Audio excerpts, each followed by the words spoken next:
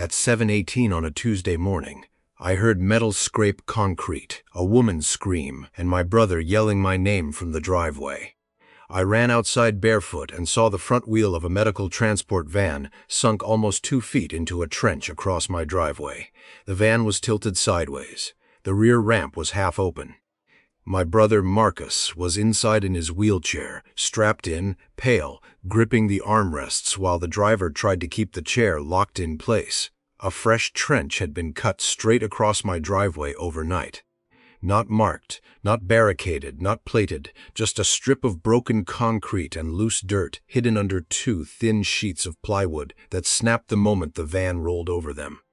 Beside the trench was a little orange HOA flag that said, "Community Fiber Upgrade. Please excuse our progress." Progress. My brother was trapped inside a tilted van on his way to dialysis. It was a Tuesday pickup only because the dialysis center had shifted his chair time after a holiday weekend. Missing, it was not like missing a haircut or a dentist appointment. For Marcus, a delayed session meant fluid buildup, blood pressure swings, and the possibility of ending the day in an emergency room. The driver kept saying, "I didn't see it. It looked covered." Of course it looked covered. Someone had laid cheap plywood over a 2-foot trench and called it safe. By 7:31, the fire department was in my driveway, stabilizing the van. By 7:44, Marcus was being transferred into another medical vehicle while shaking so hard he could barely answer questions. By 9, the county inspector was asking who cut into a private driveway without a permit. By noon, the HOA president was telling neighbors I had overreacted to a routine infrastructure project, and by Friday, the HOA fined me $6,300 for obstructing community utility work, interfering with contractors, and spreading false claims about unsafe construction. False claims. There was a medical van stuck in a trench. Then the contractor sent me a bill for $12,800. Claiming the van had damaged their temporary trench cover, delayed fiber installation, and caused emergency remobilization costs. Their trench broke my driveway. Their plywood trapped my brother, and they wanted me to pay for it. That was when panic turned into focus, because they made one mistake they did not know about. My garage camera had recorded the entire job at 2:11 a.m. It caught the contractor cutting the driveway. It caught the HOA president standing beside the trench. It caught the contractor asking, "Do we have a driveway cut permit for this one?" And it caught the HOA president saying, "Not yet. Cover it before morning. She'll blame the van if it cracks." 3 weeks later, the county permit office would stand in my driveway with the utility records, the HOA work order, the contractor's emails, my camera footage, the medical transport report, and the original easement map. The trench would be declared unauthorized. The contractor would be cited. The HOA would withdraw every fine. The board president would resign, and their community fiber upgrade would cost them $174,000 in driveway reconstruction, medical transport delay damages, permit penalties, legal fees, insurance claims, emergency remediation, engineering review, and settlement payments. But that morning, with my brother trapped in a tilted van and plywood splintered under the front wheel, all I knew was this: the HOA had dug through my driveway in the dark and then called the whole progress. I did not buy my house because it was beautiful. I bought it because the driveway worked. That sounds strange unless someone in your family depends on medical transportation. Then you understand that a driveway is not just concrete. It is timing. It is clearance. It is dignity.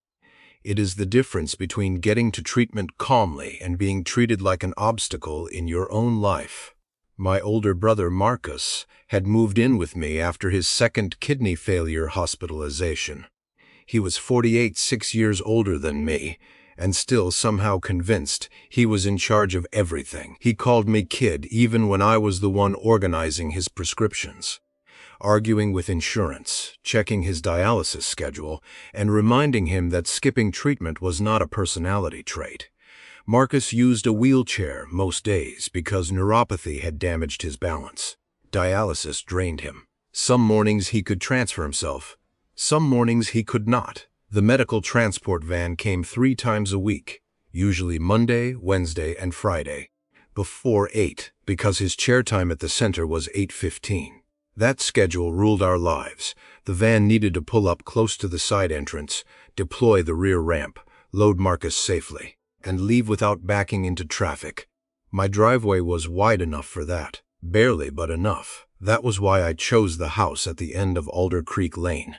It was a single-story ranch in a small HOA community outside Columbus, Ohio. The house was plain. The kitchen cabinets were from another century. The backyard fence leaned when the wind got dramatic, but the driveway was long, flat, and connected to a side entrance with a small ramp we had approved through the HOA before Marcus moved in. The ramp approval mattered. The driveway access mattered. The medical transport schedule mattered. And I had all of it in writing. The HOA had acknowledged Marcus' medical transport needs after a neighbor complained about the van's backup beeper during early pickups. The board's attorney sent a letter saying the association would not interfere with medically necessary access, provided the van used my driveway and did not block the street. We followed that rule perfectly. Every Monday, Wednesday, and Friday, the van came in, loaded Marcus, and left. Tuesday and Thursday were normally for labs, appointments, pharmacy runs, or emergency rescheduled treatment days when the dialysis center had a holiday shift. Nobody liked the beeping. Nobody liked the early hour, but it was not a nuisance. It was treatment. The HOA president, Dana Whitaker, did not see it that way. Dana had become president the previous winter on a campaign of modernization. She wanted new mailbox posts, cleaner landscaping, uniform porch lights, updated signage, and fiber internet through the whole community. The fiber project was her pride. She talked about it like she personally invented the internet. At first, I supported it. Faster internet sounded great. Then the construction notices started. The HOA announced that a private contractor, Northline Fiberworks, would install conduit through common utility corridors and across certain easement areas. Residents were told that some lawns might be marked, some sidewalks might be bored under, and temporary access disruptions could occur. I emailed the management company immediately. I explained that my driveway could not be blocked on medical transport mornings.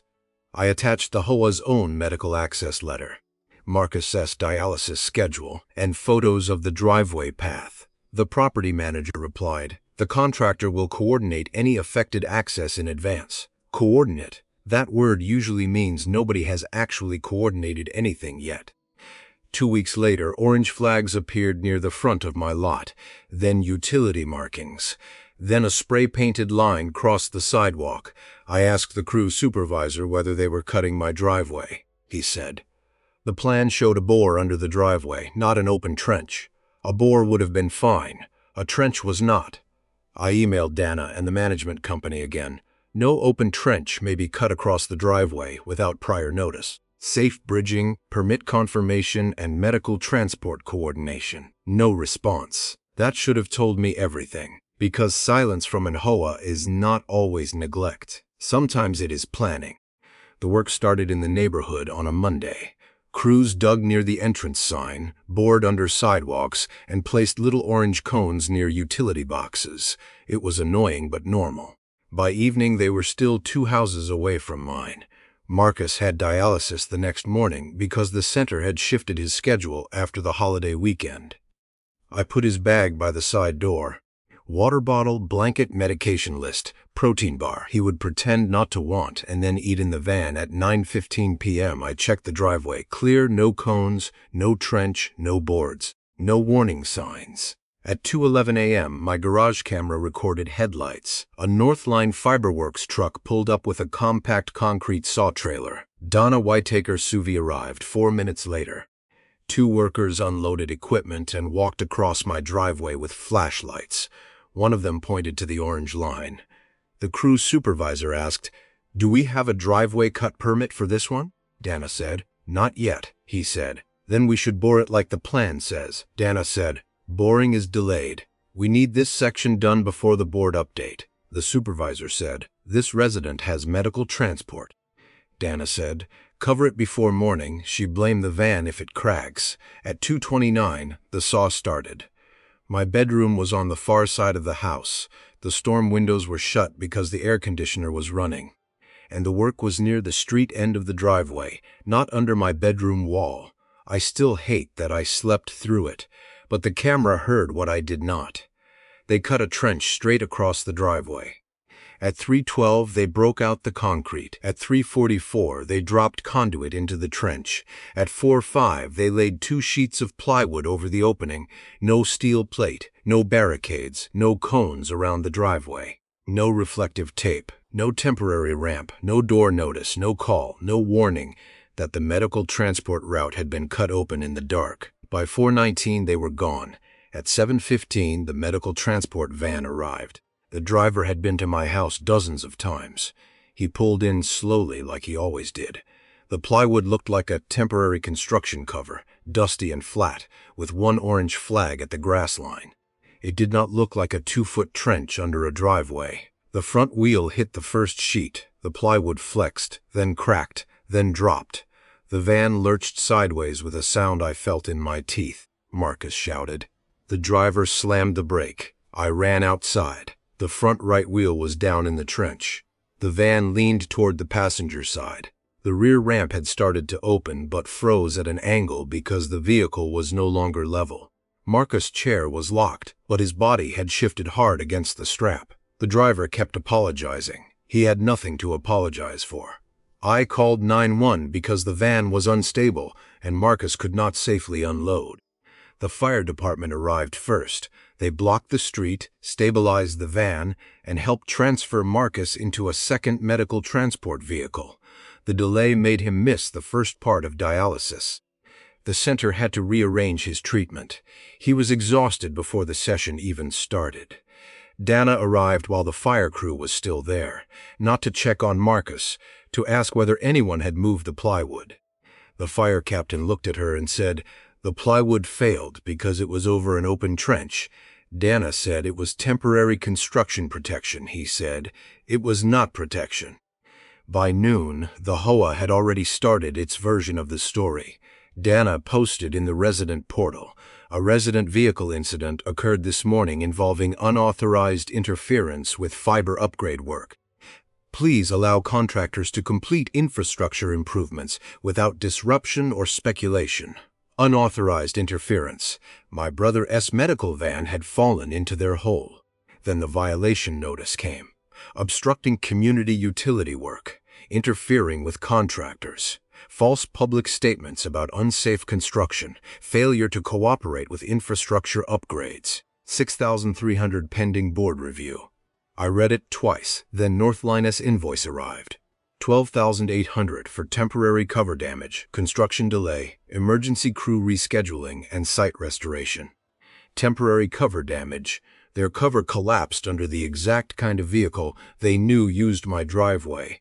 That was when I opened the camera footage and heard Dana say, "She'll blame the van if it cracks." The first thing I did was save the video, cloud laptop, external drive. Then I sent it to an attorney named Rachel Kim. Rachel handled HOA disputes, construction damage, and access interference cases. She had a reputation for being polite in the way a locked gate is polite.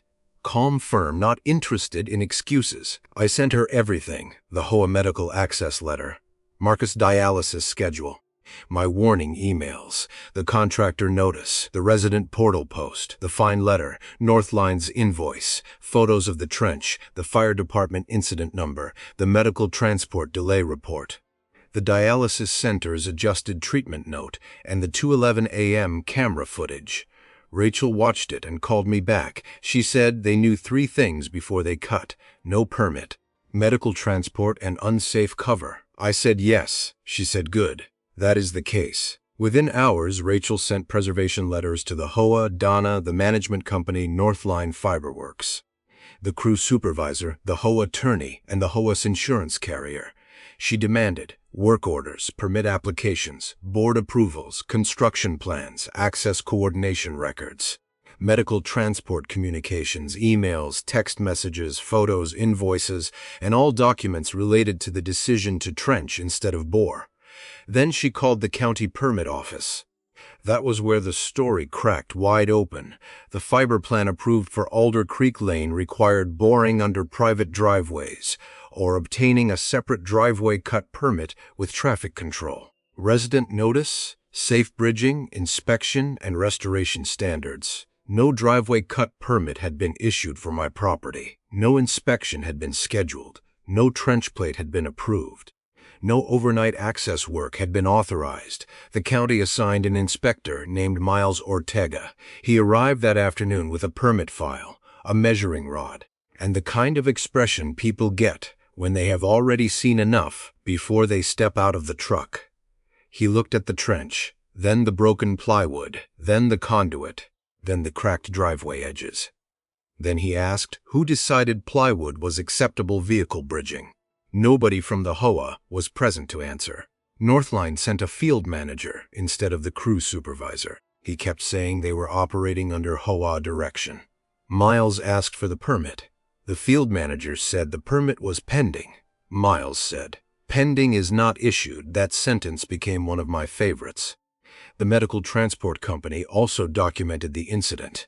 Their report stated that the vehicle entered a driveway routinely used for dialysis pickup, crossed an unmarked temporary cover, and became disabled when the cover failed over an open trench. The delay required emergency stabilization and alternate transport. Marcus Dialysis Center documented late arrival and treatment adjustment. His nephrologist wrote a short letter explaining that dialysis delays can create medical risk, especially when a patient is already physically stressed. Rachel was careful with that. She did not claim the trench caused Marcus kidney disease. She did not claim the trench caused every symptom he had that day. She claimed the unpermitted trench created a dangerous access failure during medically necessary transport. That was true. Then the emails arrived. The county had warned Northline a week earlier. Do not open-cut private driveways without individual permit authorization and approved bridging or temporary access plan. Northline forwarded that to Dana. Dana replied, "The board needs visible progress before Thursday. Bore crew is delayed. Use temporary cover if needed." The crew supervisor wrote, "Resident at 18 Alder Creek has wheelchair medical transport. Recommend waiting or coordinating." Dana replied, "She has been notified of fiber work generally. We cannot let one driveway hold the project hostage." Hold the project hostage. That was Marcus going to dialysis. Then, after the van fell into the trench, Dana texted the property manager, "Frame this as transport driver error and resident escalation. Do not mention permit issue until council reviews." Do not mention permit issue. Rachel leaned back after reading that and said, "They keep making my job easier." The legal turn came from one simple difference. Boring under the driveway was approved. Cutting through it was not. The HOA and Northline had tried to treat those as interchangeable. They were not. The county permit file showed exactly what work had been authorized along my street. Utility installation was allowed in designated easement corridors, but private driveway open cuts required separate approval because they affected access, structural integrity, safety, and restoration. My driveway was not just a slab of concrete. It was the documented medical access route for Marcus. The HOA knew that, the contractor knew that, the management company knew that, and the county records showed no one had permission to cut across it that night. Miles issued a stop work notice for the driveway section. Northline had to expose the trench safely. Install approved temporary bridging, protect the site, submit a restoration plan, and explain why an unpermitted open cut had occurred. The HOA had to provide all resident access coordination records. They had none, only my unanswered warnings. The contractor tried to blame the plywood failure on the medical van's weight. Rachel responded with the county standards for temporary driveway bridging. A sheet of plywood over an open trench was not an approved vehicle bridge for medical transport, passenger vehicles, delivery vans, or anything heavier than a bad idea. Then she produced the video of the supervisor questioning the permit. "Do we have a driveway cut permit for this one?" "Not yet." Then Dana telling him to cover it before morning. Then Dana saying, "I would blame the van." That video changed the tone of every response. The HOA attorney first claimed the board had relied on contractor expertise. Rachel replied that Dana overrode the contractor's safer plan and pushed the crew to proceed without a permit. Northline first claimed it followed HOA instructions. Rachel replied that contractors do not get to violate permit requirements because a board president wants visible progress before a meeting. The management company first claimed it had sent general construction notices. Rachel replied that general notice of fiber work is not notice that a private medical access driveway will be cut open at 2 light a.m. and covered with plywood. Then Rachel added, trespass, negligence, property damage, interference with medical access, false HOA enforcement, and attempted cost shifting to the demand letter. She demanded full driveway reconstruction, independent engineering review, medical transport costs, emergency response costs, legal fees, withdrawal of fines, withdrawal of the contractor invoice, public correction of Donna's portal post, and damages for the access disruption. The HOA tried one last defense, they said. The driveway crossed a utility easement. Rachel pulled the easement map. The utility easement ran along the front 5 feet of the lot near the sidewalk. The trench cut across the private driveway, far beyond the permitted easement path, because Northline had taken a shortcut to avoid waiting for the boring crew. The county map confirmed it. The trench was not where the approved utility corridor showed the line. That was the lie in the title of the case. They called it community fiber work. The county called it unauthorized construction outside the approved permit path. That was when the power shifted completely. The county site meeting happened 8 days after the van incident. The trench had been temporarily plated by then, properly, with a steel plate and warning cones. Funny how fast safety appears after inspectors arrive.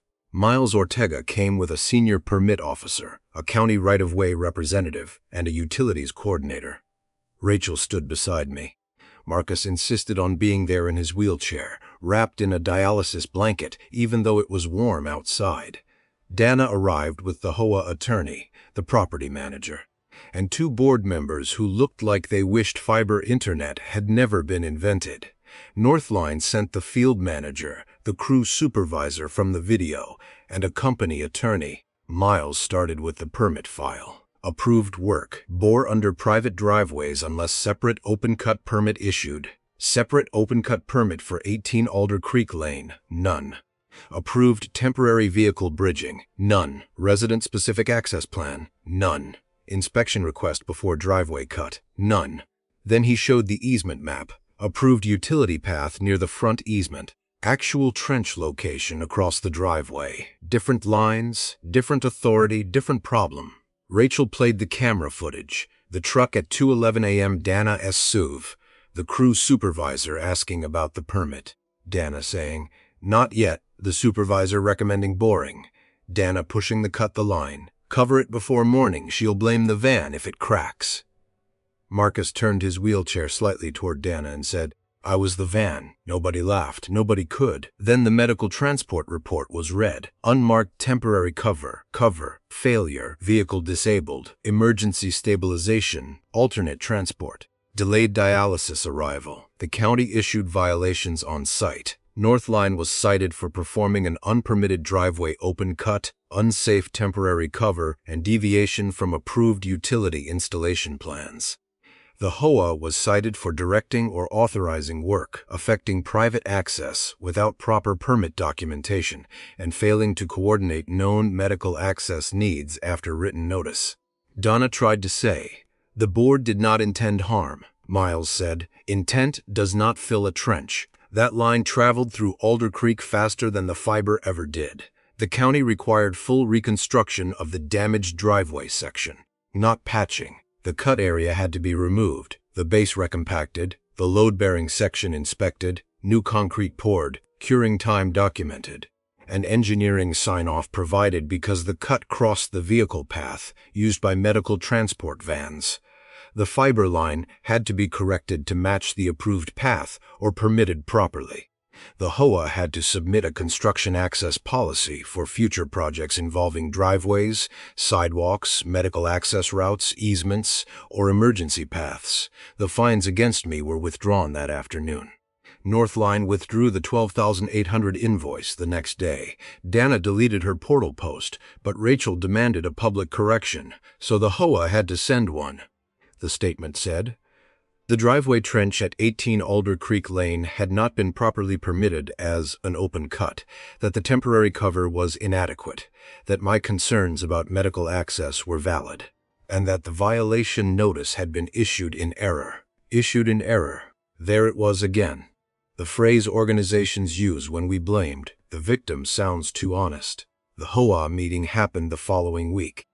Residents were angry, but not all for noble reasons. Some were furious their fiber installation was delayed. Some were scared because contractors had been working near their own driveways. Some wanted to know why the HOA had exposed the community to liability over a shortcut. Rachel presented the timeline, my warning emails, the medical access letter, the county permit requirements, the 2:11 a.m. footage, the transport report, Dana's text, "Do not mention permit issue until council reviews." That was the final blow. Dana resigned before the meeting ended. The board voted to suspend the fiber project until every permit and access plan was reviewed. Northline lost the remaining neighborhood contract. The management company was placed under formal review and later replaced. The settlement took 4 months. The final documented resolution reached $174,000. The largest part was not the trench. It was full driveway reconstruction, emergency response costs, medical transport disruption, dialysis schedule impact, legal fees, county penalties, engineering review, permit correction, insurance administration, contractor contract termination, and settlement payments tied to the unsafe access failure. The HOA also had to adopt a construction access policy. No driveway cut, no sidewalk closure, no trench, no utility bore staging, no curb cut, no ramp obstruction, no temporary cover could be placed on or near a resident's access route without written notice, permit confirmation, safe bridging standards, and special coordination when medical transport or disability access was on file. Marcus said it was a good policy.